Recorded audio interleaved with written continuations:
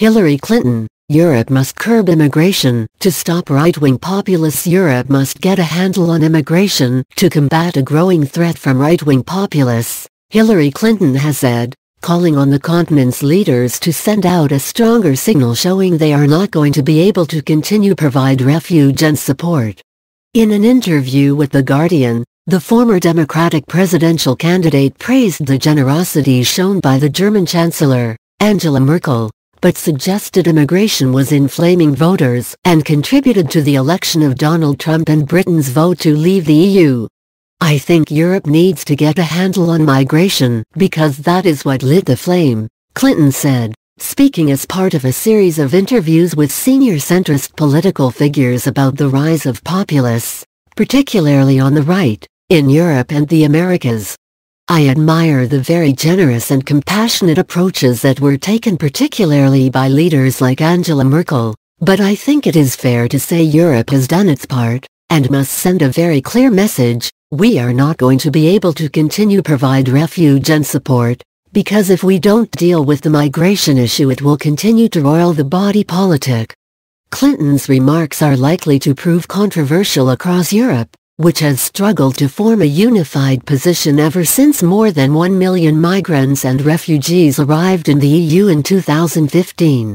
While some countries who have borne the brunt, such as Germany, Italy and Greece, have argued for the burden to be shared more evenly, some, particularly in Central and Eastern Europe, have rejected demands to take in refugees.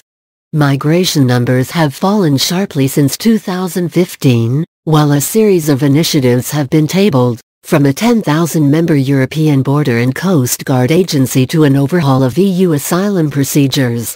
Clinton was one of three heavyweights of the center-left interviewed by The Guardian to better understand why their brand of politics appears to be failing. All three have seen their countries upended by political events that to some degree can be explained by the success of right-wing populism. The other two interviewees, Tony Blair and Matteo Renzi, agreed that the migration issue had posed significant problems for centrist politics. You've got to deal with the legitimate grievances and answer them, which is why today in Europe you cannot possibly stand for election unless you've got a strong position on immigration, because people are worried about it, Blair said. You've got to answer those problems. If you don't answer them, then you leave a large space into which the populists can march. Clinton urged forces opposed to right-wing populism in Europe and the US not to neglect the concerns about race and identity issues that she says were behind her losing key votes in 2016. She accused Trump of exploiting the issue in the election contest and in office. The use of immigrants as a political device and as a symbol of government gone wrong, of attacks on one's heritage, one's identity, one's national unity has been very much exploited by the current administration here, she said. There are solutions to migration that do not require clamping down on the press, on your political opponents, and trying to suborn the judiciary, or seeking financial and political help from Russia to support your political parties and movements. Brexit, described by Clinton as the biggest act of national economic self-harm in modern history, was largely about immigration, she said. Clinton, Blair and Renzi all said right-wing populism had not just fed off issues of identity, but was also driven by a disruptive way of conducting politics that dramatizes divisions and uses a rhetoric of crisis. The center-left struggles to get its voice heard over the simplistic, emotional language used against it, they said. Blair said populism would continue to rise until mainstream parties found a way to cut through the reductive soundbites that populists deploy so effectively. I don't think it's reached its peak, he said, when asked about the electoral success of populists globally. I think it will peak, in my view, when the center ground recovers its mojo and has a strong forward agenda. A significant part of the problem here is people's desire for a leader that is going to just push through change without regard to political pressures, that getting things done mentality.